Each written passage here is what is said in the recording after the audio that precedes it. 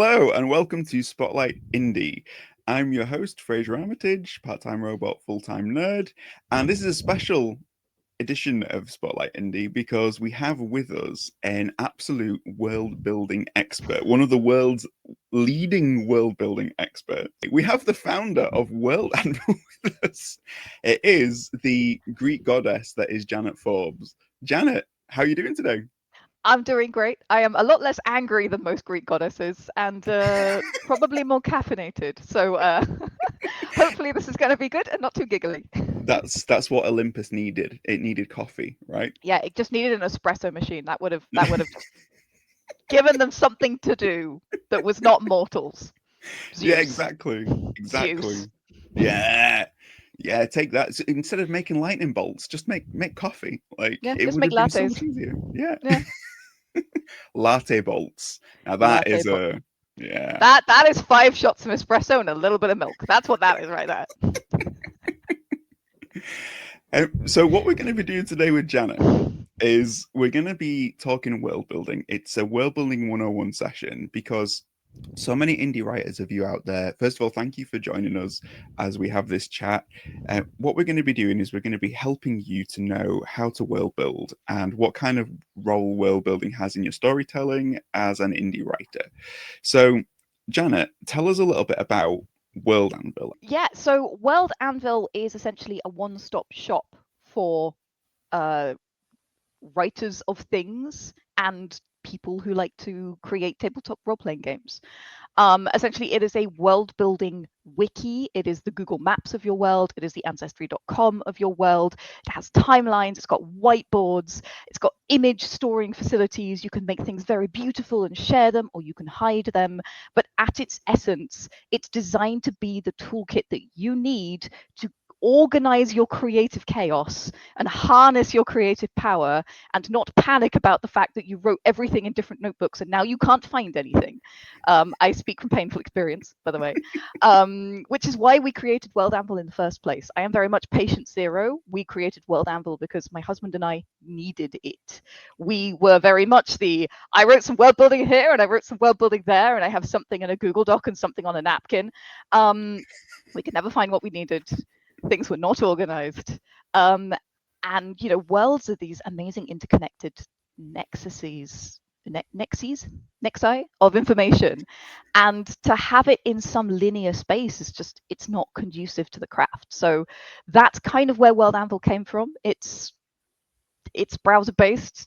It's wherever the internet is, and I use it every single day for my own work, my own writing, and my own game creation as well. So that is what it is in a nutshell. It is great that the origin story of World Anvil is so interconnected with napkins. I didn't realize this. That's amazing. Um, I say napkins. This is a classic example of exposition, right? I always say napkins, but I used to be an opera singer, so it wasn't napkins. It was the back of musical scores. So I'd wow. have like a random page from a score, and then on the back it would have like sketches of fantasy creatures and bits of information and do not forget, and a campaign idea and like half a novel. And then of course I'd lose that piece of paper and all of those ideas were gone. So So yeah. as you were singing, it was like you were having these epiphany moments of like, oh, ah, like that's Yeah, basically, yeah. yes, that was a perfect live reenactment of the process. I'm here for it. Does World Anvil have a theme that you sing? Do you know what? It's funny because I actually wrote a theme song. We have a motto which is "Light up the Forge," and I actually wrote a little theme song which I absolutely will not sing right now. But yeah, we do have a little theme song for private consumption only. I've sung it on the live stream a few times, but I love it. I love the lore that there is in World Anvil. It's amazing, and with all your tools as well. Because I am on the Discord. I get to see sort of like what's going on in there. It is such an active community, the World oh Anvil yeah. community. I absolutely love it. So for anybody who is maybe struggling with world building and they're thinking, how can I enhance my world building? It is. I mean, I can speak from experience. There's so many resources there. What's it like now having this community that you're a part of, which is all about world building? Is it because if you initially started it up just for you and your husband, and now you've got millions of people who are sort of tied in. Did you ever expect it to get like this, or? Absolutely not. So the origin story of World Anvil is that Dimmy and I put it together thinking, oh, this will be fun. Dimmy did the actual coding base in flip-flops and bathing suit on holiday in a caravan. And that was in July 2017. And then we launched in November, and we were like, oh, we'll put it up on Patreon. Patreon was just becoming a big thing. And if it can support its own server costs in a year, we'll leave it up. And otherwise, we'll just take it down and we'll just use it for us. We had 1,000 users in the first month. We had, by January 2018, we had done our first World Ember, which had like insane, like hundreds of thousands of words written by our users. And by 2019, we hit our first 1 million users. And we had absolutely no idea. It's comical because, you know, I wasn't part of the fandom community in England at the time. I just discovered it recently. So literally, Dimmy and I thought we were the only nutcases that liked gaming and world building and writing this much. And then we were like, there's us, and then there's the professional people, and that must be everybody in the world. Which, you know, as I say it now, obviously it's very, very naive, but we just didn't know. We didn't know how many people were out there. And of course, we didn't know how many people were just about to get super into Dungeons and Dragons and fantasy with this sort of concatenation of Game of Thrones and Critical Role and this sort of huge boom in the RPG industry, which has also fed into the writing industry. So yeah, there were already so many people out there. We had no idea. So many happy nerds like us that just were really, really enchanted by world building. And then the whole space has grown so much since 2017 as well. It's been an absolute, it's nuts. I frequently wake up and just go, I cannot believe this is my life. I cannot believe this happened. This seems like if you wrote it in a story, somebody would say it was too crazy to happen. Yeah. That's basically it. It has been extraordinary. That is amazing. And I love the bravery, not just of like putting it out there, but also sort of being in a caravan in flip-flops and a bathing suit. That's courage. That's the definition of courage. Especially like because based in the UK, caravans to me is just all I picture is rain and grey. So that to me is just, I mean, hats off to your husband. In terms of, I think you know what you're saying about the shift in, I know with pop culture as well towards sort of geekdom. Like Stranger Things for me was like a turning point because Dungeons and Dragons role playing games, all of a sudden, like you had people going, "What's this?" And you know, and seeing that actually it could be more. And I think there's been a huge amount of shift in that realm, and that's what I think part of Spotlight Indie. You know, there's so many people out there who want to, you know, get involved and who want to explore what stories they have to tell. Yeah. But they don't know where to start. They don't know how to do it. But now they've got the resources. So World Anvil is an amazing service for any kind of indie creative. So thank you for putting it out there. Let's just talk for those who maybe are getting into it for the first time. What's the role of world building in storytelling as far as you see it, Janet? That's such a good question. It's funny because I know that the video I'm releasing today covers this very well. World Anvil has a YouTube channel, by the way. That's youtube.com/World Anvil, I think. So you can go and find that. But essentially, the video itself is about exposition. And my favorite phrase is, world building is the tapestry of your world, weaving through your characters and plot. So world building is character background. World building is the skills they have, the taboos they have, the things they are afraid of. All of this is world building. And world building is also, it defines the motivations of organizations like governments and guilds and space agencies in your world, which means that it's defining critical plot and conflict. And if you've been following, that's character, plot, both world building. The three tiers of writing, character, plot, and world building, it's world building that supports them all. Now, that doesn't mean that world building should be the first thing you put in your novel. Absolutely not. We can talk more about that. But at its fundament, the world building is the setting of everything.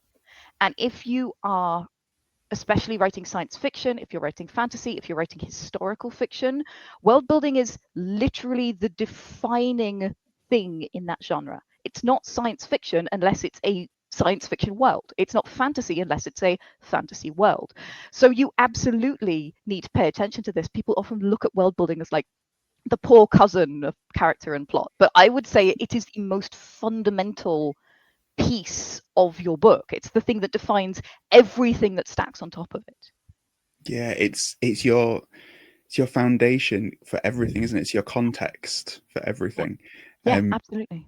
So that's an interesting point you make about it's not fantasy unless it's a fantasy world. It's not sci-fi unless it's a sci-fi world. Yeah. When it comes to the genre conventions of these different spaces within the SFF thing, how do you use that? Where's the starting point? Because there'll be some people who hear the word fantasy and think Middle Earth. There'll be some people who hear the word sci-fi and think futuristic neon lights and spaceships. There'll be some people who hear horror and think spooky house. So, like, how can people use that and where do they start with world building from? Do they start from that place or do they start from somewhere else? Yeah, I think as with most things, you've got to meet it where you are. So often when you have the shiny idea is a character. The shiny idea is a line of dialogue or a little phrase that won't leave you alone, or you're imagining the one cool thing. And that's absolutely fine. You can start with world building from anywhere. You don't have to sit down and say, well, I'm going to start with my genres and then I'm going to write a unique selling point. It's not necessary. You can do it that way. You absolutely can, but it's not necessary. But essentially, I like to encourage people to start with the meta once they have the shiny idea. So on World Anvil, there is this thing called the world meta, and it's essentially a series of questions that helps you start to refine your vision and interrogate your vision. So let's say you have this idea for this character in a Jane Austen dress, but she's walking on a moon. Sounds really interesting. Let's interrogate that. What are we doing here? What is this? Is this a book? Is this going to be a game? How do we want to marry those two genres together? Do we think this is going to be like scary and gritty, or do we think this is going to be like hopeful and wondrous?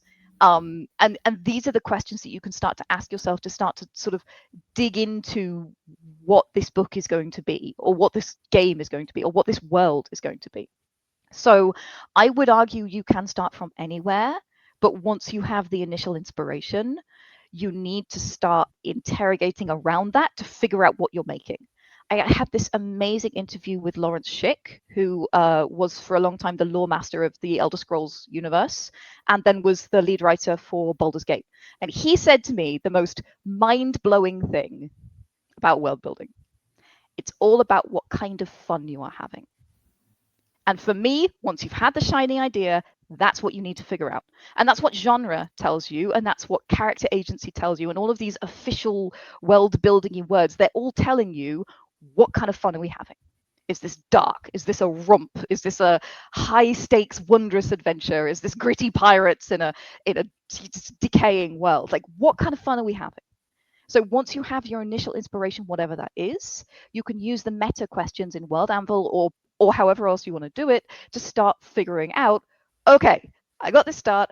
What kind of fun are we having? And really, everything should be built from there. That's the foundation of your world. It's the vision. It's the experience you want to deliver and the experience you want to live in as you're creating as well. That's amazing. I love that. You're so wise, Janet. You see, I knew you'd be the perfect person to ask about it. I have been thinking about world building for a hell of a long time. Yeah. You don't build something like World Anvil unless you have already been thinking about world building for a long time. I also now can't get out of my head the idea of Jane Austen on the moon. It's like, what can I say? Be awesome.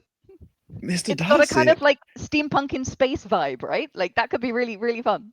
I take umbrage at the quality of your spacesuit, sir. Like I can imagine it. So imagine the balls. Did you see her space boots? 6 inches deep in mud. Well, her hair, Cordelia, her hair inside her helmet. Yes, Have this needs you to be seen Mrs. written now. Rochester's dome? Mrs. Rochester's dome is so awfully appointed. We must do something it's about the so furniture. gauche. Honestly, her space gnomes are simply so last season. Yes, we need this. This needs to exist. Yeah. If you're listening and you write this, ping me. I want to know. Honestly, that's But like, honestly, when we say what kind of fun we're having, that is exactly what yeah, we are talking about. That it's that. And sometimes that's the way into world building. It's like I have this crazy idea and then you just riff on it for a little bit. And that can help you start to feel out the space of what is this world going to be. And then you can build characters that make sense for the world you've built, and you can create conflicts that make sense for the world you've built. And hey, if you have conflicts and characters, you've got a story. That's it. That's the magic. It's not. I was gonna say it's not rocket science, but that sounds like a pun now. I love it. But let's just use that as an example. Let's Yeah, use it going forwards, because this is a really good place to workshop how to world build. absolutely. Okay, Yeah. so the idea of Jane Austen on the moon. Let's take it from the point of view of how much information you need before you've established enough to begin writing. So is it essential, do you think, for a writer to start interrogating down to the nitty-gritty of how that world came to be? So like, is it alternative history? Is this the far future? Is this how have these regency times arrived on the moon? Has it, what are we what do you think is important for us to know about the history of that world prior to then figuring out what kind of conflicts and characters can inhabit it? To be honest, there are different questions depending on what kind of story this is. Is this a story where we are really exploring the technology that got them to the moon? Is this a sort of technology and survival story? Because in that case, it is incredibly important to know how they got to the moon. That is vital. If this is a Regency romance set on the moon, Regency in a time of space domes, if you will, then it's less. You can have one line about how they got to the moon, maybe two, because it's not going to be as plot relevant. And that comes back to that: what kind of fun are we having, right? Like you need to build out the things that are important for what is important for your story. We call them foundational points or focus points. So essentially, if I'm doing a romance of Jane Austen on the moon, I'm interested in how does the fashion work? What happens when Regency etiquette meets space dome? How does that work? What are the faux pas you could have? What are the interpersonal conundrums and difficult situations, and what is the world building basis for that? How does wealth equality work on the moon? Because that's really important for Jane Austen stories. They're all about wealth equality and status. What happens when you put that on the moon? That would be a focus point for that story. But if I'm telling survivalist technology questions, then I have questions about, okay, how did we get to the moon? What is the technology? What could go wrong? Who is in debt to whom because of this technology? Who has what bits of technology? Like, because presumably maybe there was some kind of space race. So what if there's two different streams of technology that work in slightly different ways? Are they compatible? I don't know. That's going to be really important when my space dome gives out and the only guy in here is from the Napoleonic state and he has all French things and I only have the English space dome equivalency, then you get the kind of like his is in inches and mine is in centimeters conundrum. That is interesting then, right? Because that's plot relevant. So by thinking about the focus points that you are going to be dealing with, you can start to build out what you're actually going to need. Because essentially what you're doing is you're creating a set of ingredients that you can start to build your story on. Like I said, I'm moving metaphors now. We started with foundation, but now we're going to talk about ingredients. Essentially, you need to craft and harvest and create the ingredients you're going to need to start thinking about how this story is going to come together. And what I would say at this point is the most important thing to remember is that world building happens in layers for most people when they are writing. There is an exception to everything, every sweeping generalization, I will say. But most writers start with a concept, define it into a world that kind of works, start thinking about the plot, and then think, oh, actually, I'm going to need an organization that does this, or I'm going to need to figure out how that works. And then they go back to the world building, and then they go back to the plot, and there's interplay. And if you're a discovery writer, you'll have exactly the same thing, but instead of starting with a plot, you'll start with a scenario and a character, and you'll keep running into things where you're like, I have no idea how this works. Okay, let's figure that out. And so you do need something to get you started. You do need a basis. But once you start plotting or discovery writing, in the case of authors, you will discover things that you don't know. And that's very exciting. These are areas that you can explore and expand the world building and think about, okay, we're dealing with a theme of metamorphosis. So what would be an interesting thing to do here? Or we're dealing with a theme of, class structure. So what would be an interesting thing to introduce here? And as you go, you will come up on these questions, and maybe you won't have answers for them in draft 1, but by draft 2 or draft 3, you'll have again done another world building pass. You'll have layered in more and more details, and then you'll end up with a manuscript that has a lot of rich world in it, but that world is built on something that is very strong. Does that make sense? So that tends to be my process when I'm writing. There's no single world building phase, but that first world building phase very much is like, what ingredients do I think I'm going to need? You don't always get it right. Sometimes you'll be like, I can't believe I didn't realize that I needed to build a spacefaring organization for my spacefaring organization adventure story. That it happens. It's okay. If that is you, don't worry. I have been there. But you kind of, by trial and error, and you get better at this over time, you start to think about the things you'll need, you start to develop them, and you keep asking yourself the question, if this, then what? If this is true, then what are the implications? Until you feel like you're ready to start writing, basically. I love it. What are the pitfalls that come with that approach? Because let's just say, for example, there is, you start writing, you've got, Elizabeth Bennet type character, and then there's a Mr. Darcy there, and the two of them are having this tension between them, and then Mr. Darcy gets pulled away back to Earth for one reason or another. Yeah. Is there a risk that potentially what is happening on Earth, you could then start to build a world there that will sort of slow down the story, that will slow you down to the point of view where you're creating? How much focus is needed on the foundational aspects, even as you're discovering? That's really interesting question. So again, one of the questions that we have in the world meta is, what is the scope of this world? And again, you don't always get it right straight away, but is this a world that's as big as the city in detail? And then there's the stuff outside the city. We mention it sometimes. Things come in from somewhere, but we're not worried about that. What we're worried about is the city. And we don't really point the camera outside the city. Or is this a world that's the size of a planet? And we know that there are other planets, but we don't really worry about those because we're focused on the planet. So for it, that would be a perfect example of, this is a world about life on the moon. We are not worried about Earth. Stuff can happen on Earth. One of the key things in that case would be, how does communication work between Earth and the moon? Like, how long does it take? How much control do they have? There's a very fine book here. Always buy it secondhand. This is How to Write Science Fiction and Fantasy by Orson Scott Card. Orson Scott Card, not a very nice gentleman. Buy it secondhand. He doesn't get royalties. But he has a whole section on like space communication and the logistics of that and how that can affect your plot. Because essentially the less communication you have, the more agency and autonomy the colony is going to have, right? They can't call for backup, they can't call for orders, they're on their own, which means they have more agency and autonomy. So that's the kind of thing I would figure out.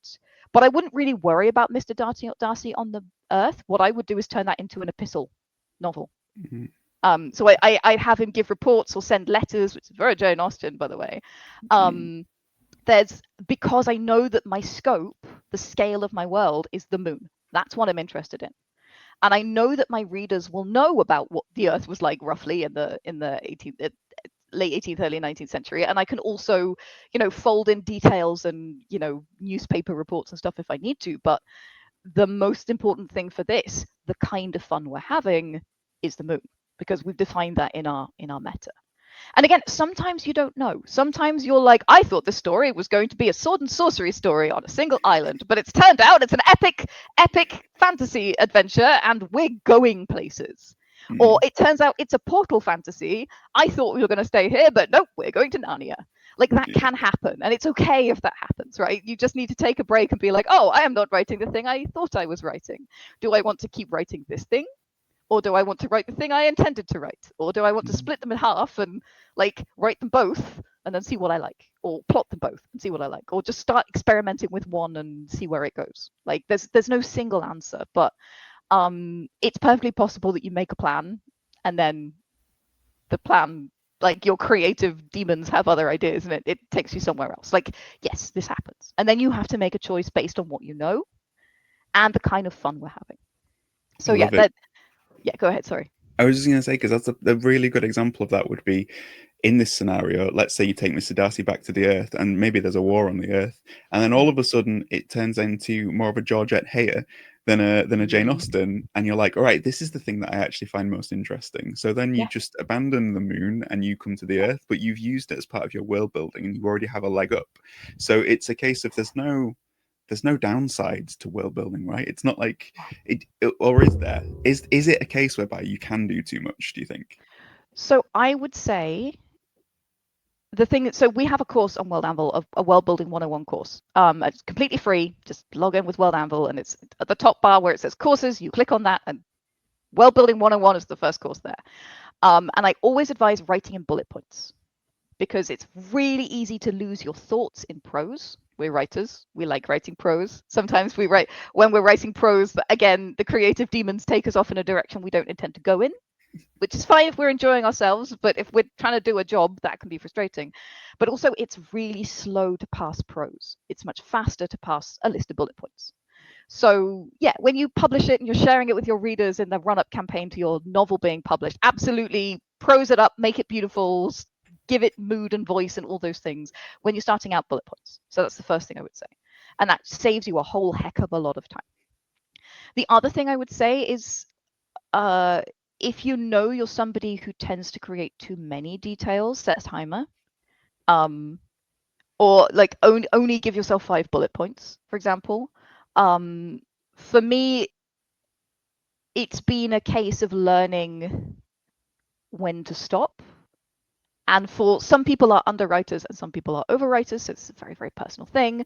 I get very into my world building, so I have to say, whoa, Janet, let's see if we need that. Write a note about your idea, a little tiny one, and then you can unpack it later if you're still excited about it later.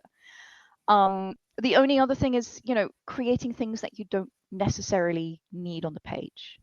N.K. Jameson has a masterclass with Masterclass, and she talks about world building. And what she says is you should always create, I paraphrase horribly, but you should always create this very rich world, and you shouldn't worry if it's not going on the page, because everything that you're creating is supporting the mood and the vibe and the information that does end up on the page. You have that knowledge.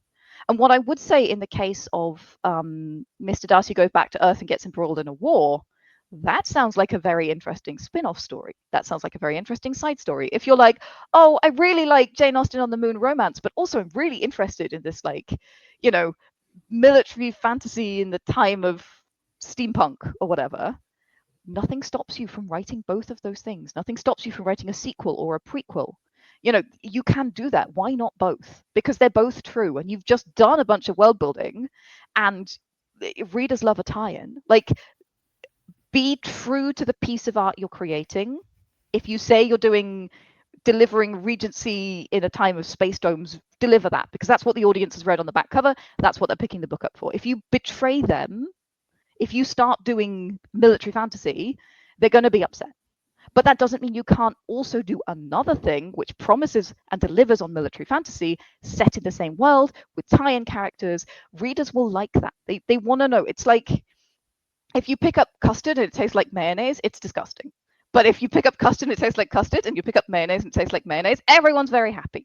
It's the same with books. You want it to be what it says on the tin. You don't want a surprise, but you can do both in the same world, and you can choose for both. And as you say, you can also say, oh, actually, I thought this was interesting. I'm not really interested in it. I want to do that. And the other thing is still there if you're like, oh, but now I'm interested in that again. Especially for some of my friends on the neurodiverse spectrum, we can lose interest in ideas sometimes, and then we find them again and we get excited about them again, and that's fine. Work with your brain. If that happens, it's also okay.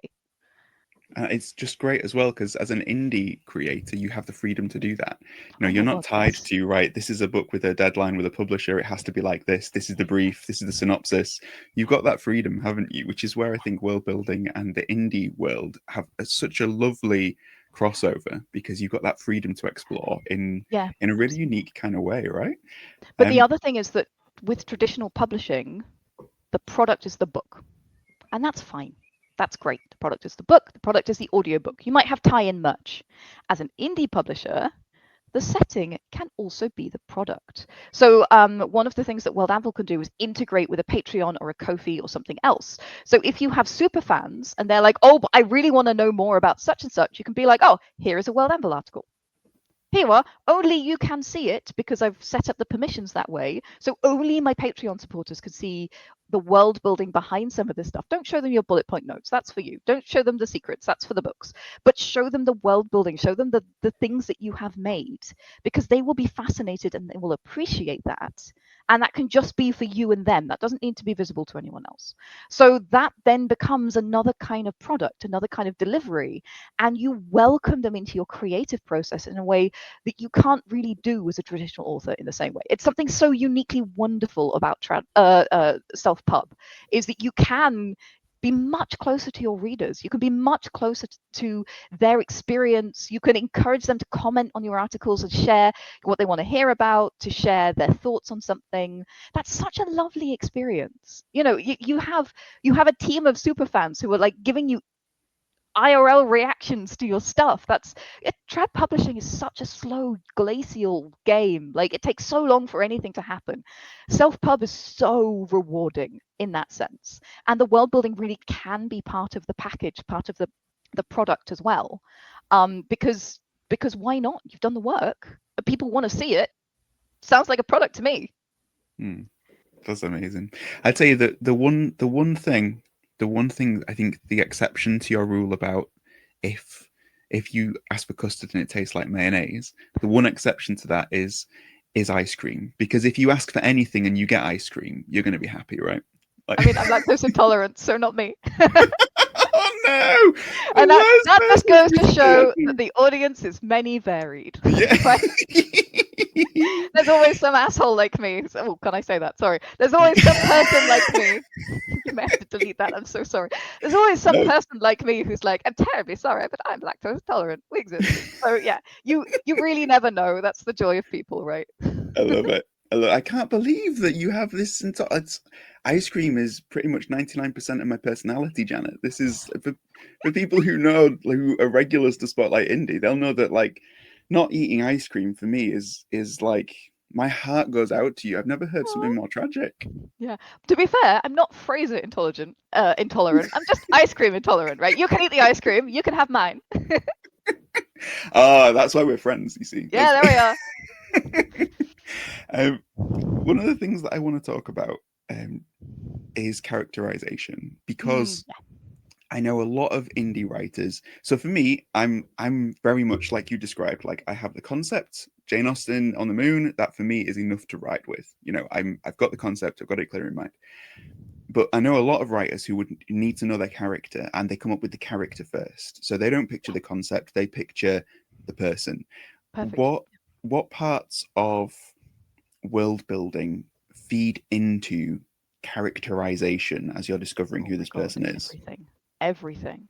So there are the questions, of course, immediately. Well, like, what is their history? Like, where were they born? How did that affect them? Were they born in a rural area? What is life like in a rural area? Because that's what they grew up with, so you need to know that. Did they grow up like in penury? Did they grow up very well off? Is everybody here very well off? That's really important for you to know, because that's going to affect the way that they consider wealth and status and food and luxuries and all of those things. That's really critical for like their general worldview, and that will then play out. Like the character that sits at the table and is instantly like, oh, food, and they're just shoving the food in their face. That's a product of their upbringing as much, and it becomes their character, right? Whereas, the character that sits down and goes, oh no, If that's all there is, I'd rather not. That's a product of their upbringing as well. Are they a vegetarian? What do they eat and what don't they eat? And how is that connected to religion or taboo? And you can start with the thing and then figure out the background. If you're like, I have to have a character who's vegan, fine. Why are they vegan? Because if that's unusual, somebody will ask. And if everybody's vegan, your readers will ask. So these are the kinds of things. Taboos. If somebody's like, oh my God, I can't believe he's wearing yellow. That's so disrespectful. That's really interesting to me. Why? If somebody is, you see this in Greece. I live partly in Greece. And, whenever somebody passes a church, they will cross themselves, even if they're driving a car, which is terrifying. And it's because the religion is so ingrained here. It's so much a part of the culture, specifically Orthodox Christianity, that there's all sorts of bits and pieces that they do that are so unusual and so interesting. You'll see if a pregnant woman walks past grannies, the grannies will go like ftu ftu, which is ritual spitting, and this is to dissuade the evil eye. And this is so interesting to me. And so a character who's pregnant will have all of these like weird taboos around that. They'll be expecting people to spit on them. And that's also really interesting. And tell me more about that. It affects what the character thinks. It affects what the character values. It affects what their worldview is. It affects the world itself, affects when it is appropriate to laugh and when you have to be serious. And then if your character bucks those trends, that's also interesting. I would not run in a church, but that would not be an issue in other cultures. That's an issue in Christianity. So if your character does run in a church, I need to know why. And if they don't run in a church, your audience needs to know why. Do you see where we're going? Like every single thing, even down to, and this is something that came up in a novel I wrote recently. The main character is a rogue. And one of my alpha readers was like, I love her, but I need her to be more roguey in her point of view. I need her to be looking for sightlines. I need her to be considering exits, because that is what she would be doing. And that's world building. That's the thing that gives the character rogue-like energy. And it comes from the world, because the way that rogues interact and the sets of skills that rogues need in your world to survive are very specific depending on the world. Like, if everything is undead, then they're never going to not have a silver sword with them, for example, even when they're going on a picnic. This is world building, but it's character. It's all connected, and that's why I say, like, even if you start character first, even if you start with, like, I don't know, the Royal League of Teapot Slayers as your big idea, you need to build the world from it. Like, you need to figure out how the world and that thing are interacting, because if this, then what? Or we know this thing, how will that affect the character? You can do it either way, but you need to do it, because otherwise everything feels very generic. Like, there's nothing worse than being like reading a fantasy book where you just feel like it could be set anywhere in any beige fantasy world, because there's nothing specific about this place. Like, the big ideas are great, but the devil is in the details, and that's how the world hits the page. Usually it's through the eyes of the characters. So honestly, character first, yes, absolutely, do it. But build the world by interrogating the character and figuring out where they've been and why they think the way they think. Are we talking about the Guild of Teapot Slayers as in zombie teapots? Or are we talking about like people who slay things with teapots? You see, like... I don't know if it's like a plague of enchanted teapots or the teapot wielding league. I have no idea, but imagine I'm very eager to find out. Tea was the thing that was possessing people and turning them into zombies. Like, can you imagine? England is done for. The end. Also, if someone lives partly in Greece, you need to find out if it's their top half or bottom half that lives in Greece, right? That's it's true. The left. Is it left and right? How are they split? Because I assume that's what you mean. There's like a border in your house. Yeah, absolutely. I'm always half with reportal. What can I say? It's very uncomfortable. Different climates on each bit. You never know how to dress. That's the right, thing. Exactly. This reminds me of like how do centaurs wear pants, but I don't think we should go down that rabbit hole. If you know the answer to that question, type in the comments. The other thing that I want to talk to you about is journaling when it comes to world building, because when it comes to discovery and the discovery aspects that we've talked about already. So let's say you're a plotter and you're discovering the world and you're writing it all down already. Great. Let's say you're a pantser and you start off and you discover things about the world as you write. What role is there for journaling in that process? Is it important to journal? Is it useful? Or So journaling is essentially, it doesn't have to be journaling, but it's a fantastic process. It can also be replicated by having a conversation with someone. Developers call it the rubber ducky method. So they'll talk to a little rubber duck. And essentially what it is it's self-discovery and problem solving. And you're externalizing your thoughts somehow, because thoughts in your own brain are slippery and difficult. Again, mileage may vary depending on your brain. I struggle with like keeping everything in my head. Again, that's why I have World Anvil.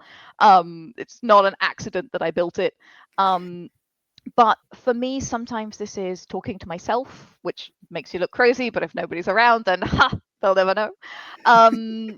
Sometimes it's literally writing down, this place is like this. Oh, I wonder why this is. Oh, that's very interesting. What if it was this? Oh, yes, I remember that my theme was this. So how could we do this? Here's a bullet point of 5 ways we could do this. Oh, I like that one. Okay, so that's the answer.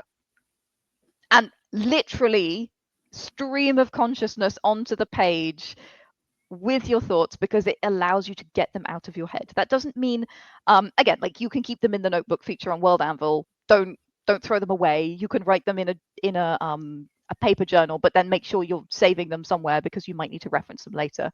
If that list of 5 bullet points, you might be like, oh yeah, there was something else good. I really want to reuse that this way.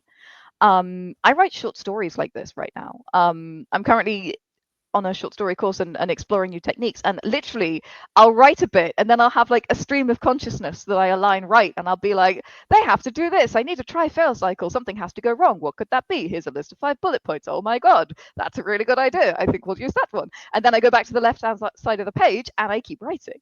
And it's just a way of externalizing your thoughts. It's a way of allowing yourself to explore, and also having a record of those thoughts later, so that you can reference them if you took one path and you're not happy with it, or you came up with a bunch of gold and you want to make sure that you're using it. So that's what I would say with journaling. It can be spectacularly useful.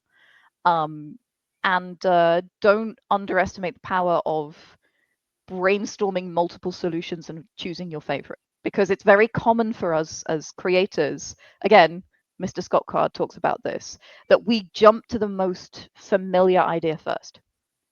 In fact, Orson Scott Card always says, never use your first idea, which I think is a little bit extreme, because Jane Austen on the Moon was my first idea, and that's really cool, and now I want that. So do you know what? Sometimes your first idea is a cracker, and sometimes it's not. Giving yourself options, stretching your imagination to consider multiple things in a journal style format really allows you to explore the space, and it also encourages you to go further than you might by just jumping on your first idea. So these are some of the ways that, free thinking, problem solving, journaling, talking aloud, talking to a ducky can help. And I would also say on top of that, sorry, this is a very long answer, if you have a buddy, get them to ask you questions.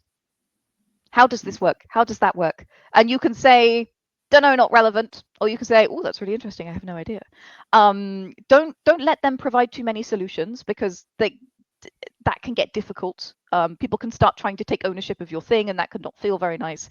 But encourage them to ask you questions that you can go away and think about and maybe journal or talk through, because these are all great ways of unlocking your slippery meat thoughts in your brain and getting them into a place that you can sort of see them and manipulate them and consider them more easily. So like if you start out and your first line, from Mr. Darcy's point of view about Elizabeth Bennet on the Moon is, she's a 10, but she's from Earth. Like that's you've then got to sort of think, right, okay, I'm a pantser. Okay, I've just written that. Why is that an issue? So let's streamline about 5 different things as to why that could be an issue for their relationship. And then out of those 5 different things, pick one, run with it, and see how you go. And then that 100%. Way you're still pantsing, but you're incorporating, you're kind of a cheat code to your manuscript, because you're using world building as a tool. So yeah, you're saying, right? If this, then what? You're literally saying, if she's from Earth is a problem, then why? Then what? Then what does that mean? And yes, it's very, very powerful. Again, like I've been doing this myself right now. Mary Robinette has been encouraging me to do more free writing and less plotting. I'm a very plotty plotter. And as part of that, I've literally been like, you know, and then she had this terrible problem, ... Oh crap, how am I going to solve this? Here are some ideas. And it's not my comfort zone because I'm not a pantser, but it's incredibly effective. And it's completely legitimate to just stop in the middle and figure it out. Or if you're not that kind of writer and you don't want to break the flow, write in square brackets, I need to figure out how this works, and highlight it in yellow so you can come back to it, and then just keep going with your thoughts. That's also totally fine. Just mark it somehow so you can find it again. And one of the things that I do sometimes recommend is to do writing and world building in different sessions. It works for some people, it doesn't work for others. So when you're writing the flow of the story, especially if it's quite voicey, like if it's very punk or very decorative, or, you know, in this case, very Jane Austen-y, it's a very specific voice we would be going for. By the way, the opening line, a man in possession of a space dome must be in want of a wife. That is the opening story of this. And now I really want to write this. So the we'll launch. You should. What we'll do is we'll create a new publishing imprint of World Anvil called Writing Anvil, and this will be the first story that gets put out there. do And you know what? I like that so much. When is this going out? Because I need to write it before it comes out. Yeah, it'll be going out in the next few weeks, I think. Maybe like within a month, I think. In that case, hello from the past. Hope the future is nice. Must be in want of a wife. There we go. Do you know what? If I get it written by then, you can put it in the comments. Oh, that'd be amazing. I love it. Oh, yeah, I Okay, need to anyway. read it, Janet. I feel like this has been thoroughly educational, but also very productive. What can I It's say? good. But again, when you're creative, as I'm sure you are, person listen to this thing right now. Yes, I see you, creative person. You come up with these things. Don't discount them. Even if they sound silly, don't discount them. Like sci-fi and fantasy is a grand metaphor. I wrote this really stupid story about elves on dinosaurs. And I was really mad at it because it was really stupid. And then I went away and thought about it. And I was like, actually, this is not about elves and dinosaurs. This is about what it's like to grow up in the shadow of greatness. And then I went back and rewrote the story, and now it's no longer a really stupid story. And that's what sci-fi and fantasy is all about. It's about elves on dinosaurs or Jane Austen in space, but really it's about the thing that we do. And you're very creative people, all of you, and you can do that. And that's why we world build, because we create this sort of grand metaphor that works on many levels. That's like one of the big powerhouses of world building, you know, and you build that into the ingredients of your story, so it exists like all through the strata, through your prose, through your plot, through your narrative.